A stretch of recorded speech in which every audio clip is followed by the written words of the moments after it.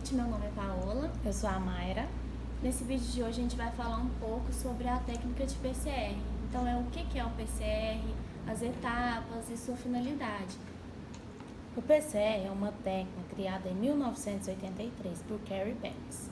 É uma técnica que teve grandes avanços em diversas áreas, como a medicina forense, a genética, o sequenciamento de genoma humano e também para diagnósticos de doenças infecciosas, principalmente na área da medicina veterinária. Então ele começou a ser usado como método alternativo aos métodos que já existiam, os métodos tradicionais. Por ele ter uma grande capacidade de detectar os agentes infecciosos e ele possui uma alta sensibilidade e especificidade. E hoje em dia ele já é recomendado pela Organização de Saúde Animal para diagnosticar essas doenças infecciosas, inclusive também para o trânsito de animais. Então, o que é o PCR? O nome PCR significa reação em cadeia de polimerase. Existem dois tipos de PCR, o PCR convencional e o PCR em tempo real.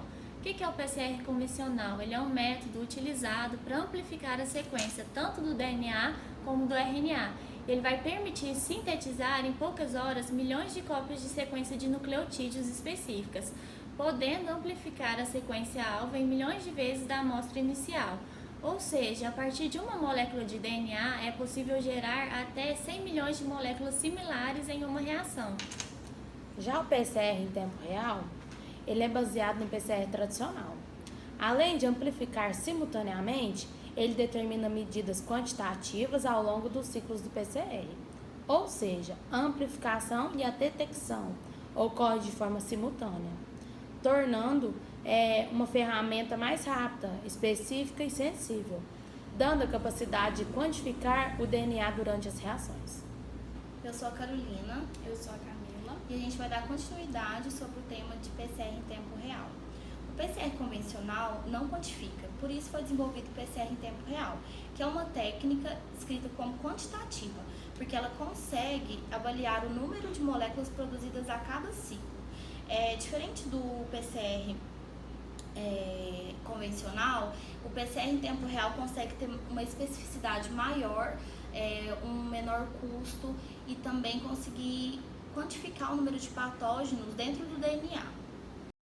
A técnica de PCR conta com 3 etapas, onde a primeira delas é a desnaturação, que o DNA genômico contendo a sequência a ser amplificada é desnaturado, ou seja, ocorre a separação da dupla fita de DNA. A segunda etapa é o anelamento. Os iniciadores ou primers se ligam à fita de DNA que se pretende amplificar.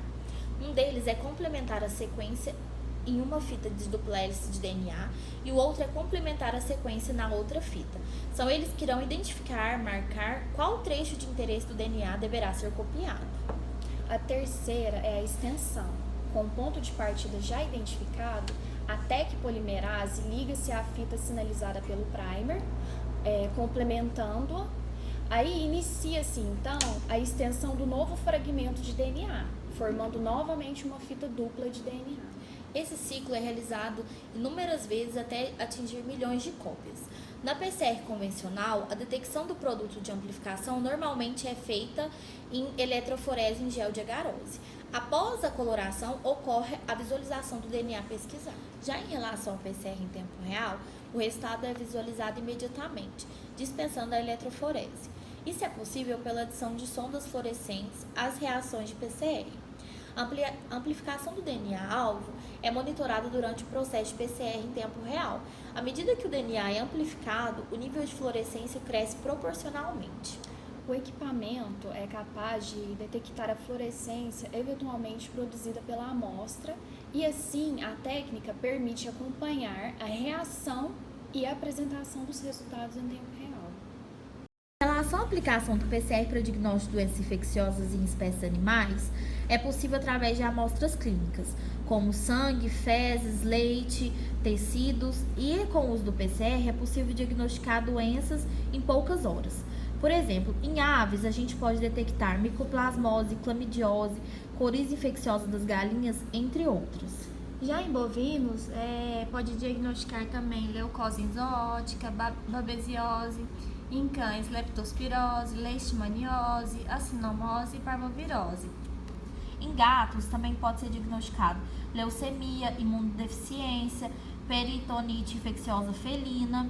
Em ovinos e caprinos, a gente pode ter exemplo de aborto exótico, língua azul, linfadenite caseosa, entre outras. Em equinos, a gente é capaz de diagnosticar influenza, arterite viral, anemia infecciosa, entre outras doenças. Já em suínos, a gente diagnostica o vírus da peste suína clássica, o vírus da síndrome respiratória e reprodutiva, entre outras.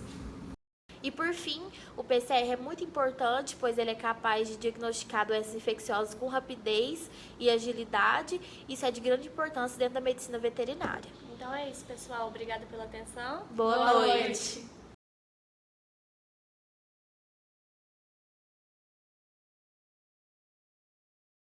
Sou a Camila. E a gente vai...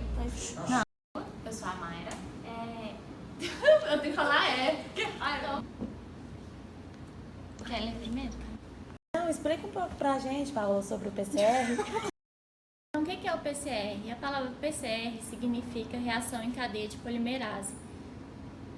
Gente, eu tô...